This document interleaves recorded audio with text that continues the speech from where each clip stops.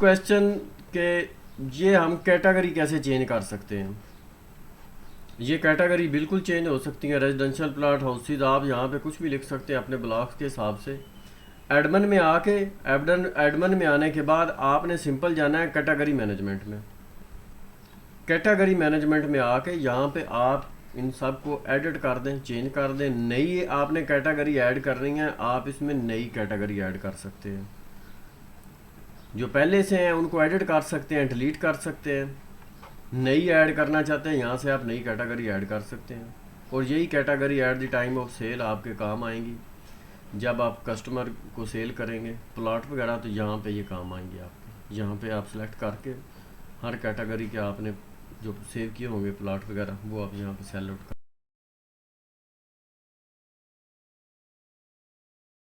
कर सकते हैं। इसके बाद नेक्स्ट प्रॉपर्टी लिस्ट का भी अब फर्स्ट में ही हो गया। इससे आगे next income expense and ledger, ये फाइनेंशियल स्टेटमेंट्स हैं आपके बिजनेस की। इसमें ये चार्ट ऑफ अकाउंट है, प्रॉफिट लॉस स्टेटमेंट है, ट्रायल बैलेंस है, बैलेंस शीट, एक्सपेंस मैनेजर और जर्नल एंट्री। अब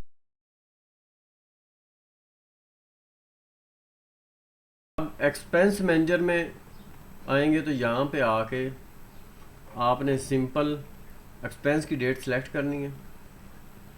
एक्सपेंस बैंक से हुआ है, कैश इन हैंड से हुआ है, ऑनलाइन वॉलेट से हुआ है, पैटी, जैज़ कैश, इजी पैसा, किसी भी वे से हुआ है, वो आप यहाँ से सिलेक्ट कर सकते हैं। एक्सपेंस अकाउंट कौन सा है, यूटिलिटी एक्सपेंस है, किचन एक्सपेंस है, रेंट एक्सपेंस है, जो सा एक्सपेंस है, अमाउंट डालें और यहाँ पे आप सेव कर दें। ये आपके एक्सपेंस की एंट्री हो जाएगी।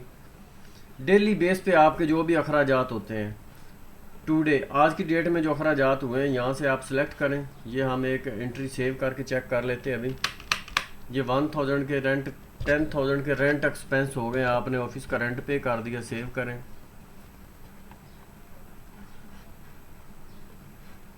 और यहाँ से आके आप ये डाउनलोड कर सकते हैं।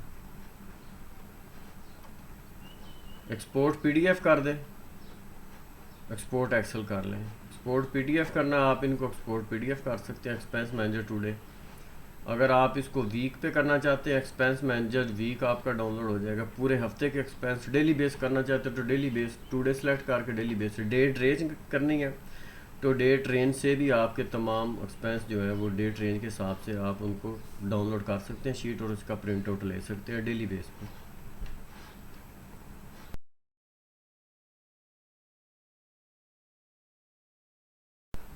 इसके बाद ये बैलेंस शीट है। बैलेंस शीट के बाद आप आ जाएंगे यहाँ पे ट्रायल बैलेंस पे। ये ट्रायल बैलेंस है।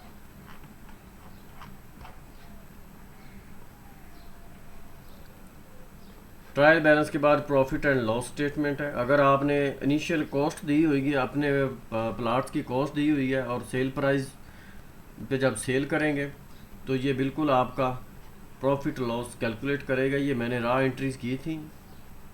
ये 4 मिलियन के टोटल रेवेन्यू जनरेट हुआ है। इसमें कॉस्ट ऑफ गुड्स सोल्ड जितनी कॉस्ट गई है, इसमें फिर ग्रॉस प्रॉफिट आ गया। ग्रॉस प्रॉफिट के बाद इसमें से ऑपरेटिंग एक्सपेंस जो 10,000 के एंटर किए हैं वो निकल गए। ऑपरेटिंग इनकम, फिर इनकम टैक्स अगर आप कैलकुलेट करना चाहते हैं तो सॉफ्टवेयर के अंदर आप टैक्सेस के ऑप्शन में बताऊंगा कहाँ से इनेबल करने हैं, आप वो भी इनेबल कर सकते हैं। ये नेट प्रॉफिट आपका शो करवा रहा है। इसके बाद आ जाएं आप,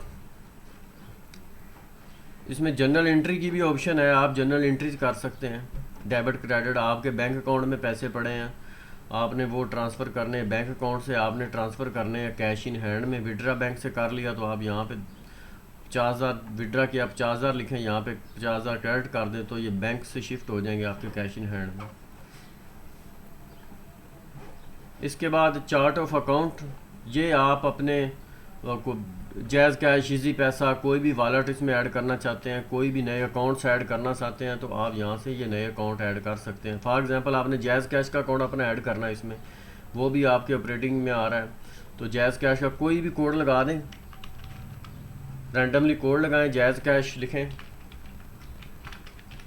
और इसका ये बिल्कुल एसेट में सिलेक्ट होगा। ये टॉप लेवल अकाउंट है या कैश इन हैंड के अंडर आएगा, ये आप सिलेक्ट कर ले। वैसे कैश इन हैंड के अंडर नॉर्मली आएगा। ओपनिंग बैलेंस, आप इसको बैंक अकाउंट भी सिलेक्ट कर सकते हैं। आप टॉप लेवल ग्रुप में भी इसको रख सकते हैं। ओपनिंग बैलेंस जायज़ कैश में जितना बैलेंस है यहाँ पे डाल के आप इसको सेव कर दें, ये आपका अकाउंट बन जाएगा। फिर जब भी आप कुछ सेल करेंगे at the time of sale, ये जायज़ कैश आपका बिल्कुल यहाँ पे शो होगा। कस्टमर आपको जायज़ कैश में दे रहा है तो यहाँ पे जायज़ कैश आ जाएगा, जायज़ कैश में से आप रिसीव कर सकते हैं पेमेंट। इसके बाद इसका लास्ट स्टेप है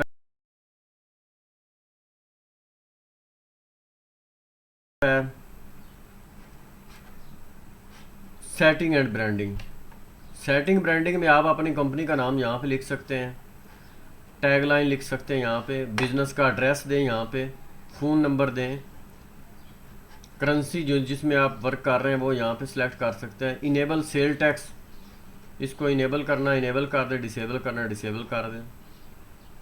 इसके बाद income tax rate, income tax में आप रेट ऐड करना चाहते हैं कितने परसेंट, आप यहाँ पे 3, 5, 6, 10 जितने परसेंट लिखना चाहते हैं उतने परसेंट ये इनकम टैक्स कैलकुलेट करेगा।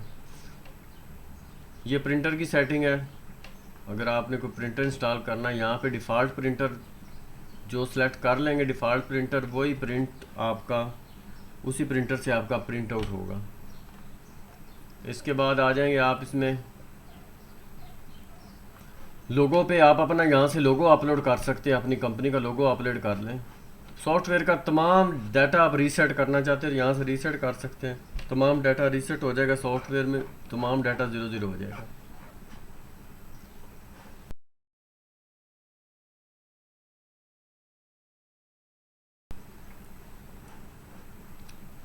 इसके बाद next user role and agents, आप यहाँ से अपने यूज़र ऐड कर सकते हैं।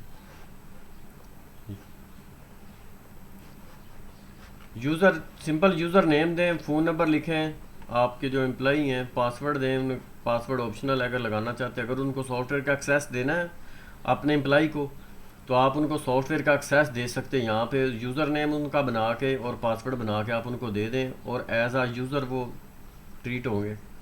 फ़िक्स सैलरी, अगर उनकी सैलरी आप लिखना चाहते हैं, सैलरी भी मैनेज करना चाहते हैं सॉफ्टवेयर के अंदर, तो फिक्स सैलरी पे आप उसकी सैलरी लिख सकते हैं। स्टाफ का फ़ोटो अपलोड कर सकते हैं। Allow this employee to log in, यहाँ पे अलाउ कर सकते हैं आप इसको सॉफ्टवेयर में लॉगिन हो सके और वो देख के आ सके, कस्टमर देख सके, रिपोर्ट्स देख सके, sales, EMI, property sale, admin dashboard का एक्सेस देना दे, नहीं देना ना दे। प्रॉपर्टी मैनेजमेंट में आगे फर्दर फिर आप किस किस चीज़ का एक्सेस देना चाह रहे हैं, जिसका नहीं देना चाह रहे उसको ना दें, जिसका आपने एक्सेस देना है जो सूटेबल है उसके लिए वो आप एक्सेस दे दें उसको। इसके बाद नेक्स्ट जो इम्पोर्टेंट है वो, अगर आपने एम्प्लॉई ऐड कर दिए हैं उनके आप हाज़िरी की बेस पे सैलरी देना चाहते हैं तो यहाँ पे पे रोल एंड अटेंडेंस है। यहाँ पे तमाम आपके डेली बेस पे आपने सिर्फ आके डेली बेस पे सेव अटेंडेंस पे क्लिक करना है एक बार, तो जितने भी एम्प्लॉई आए होंगे उनके नाम आपके पास शो हो रहे होंगे। जो नहीं आए होंगे उनको आपने चेक कर देना, जो आए होंगे उनको अनचेक रहने देना। सेव अटेंडेंस करेंगे तो उसी हिसाब से उनकी सैलरी कैलकुलेट हो जाएगी। इसके बाद